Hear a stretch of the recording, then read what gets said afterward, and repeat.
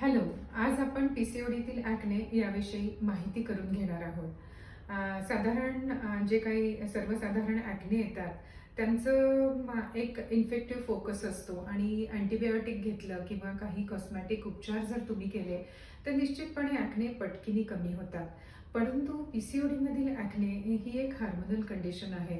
यामध्ये त्वचेखालील जे काही टेस्टोस्टेरॉन रिसेप्टर्स असतात ते खूप मोठ्या प्रमाणात ॲक्टिवेट होतात आणि सिबम हे खूप मोठ्या प्रमाणात सिक्रीट झाल्यामुळे असे गाठीसारख्या मोठे मोठे फोडं हे त्वचेवरतीच नव्हे तर पूर्ण अंगावरती हळूहळू यायला लागतात.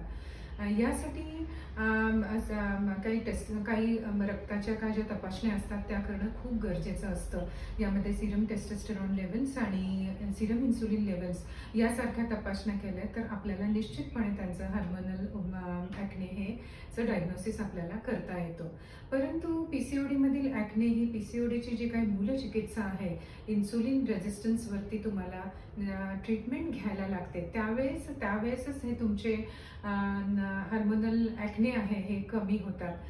पीसीओडीच्या काही आयुर्वेदामध्ये काही टेस्टोस्टेरॉन सेन्सिटायझर्स आणि इन्सुलिन सेन्सिटायझर्स सारखे काही हर्ब्स हे खूप चांगल्या प्रकारात काम करतात आणि असे अनेक पेशंट्स आमच्याकडे बरे होतात. त्याबरोबरच लाईफस्टाईल मॉडिफिकेशन हे करायला लागतं. यामध्ये रोज 1 तास एक्सरसाइज आणि डाएटमध्ये सगळ्यात महत्त्वाचं आहे की तुम्हाला साखर ही पूर्णतः बंद करायला लागते. सो ह्या सगळ्याचा असा जर तुम्ही केला तर सिस्टिक ॲक्ने निश्चितपणे कमी होतात, पण निश्चितपणे वेळ तर लागतोच. अधिक माहितीसाठी संपर्क साधा.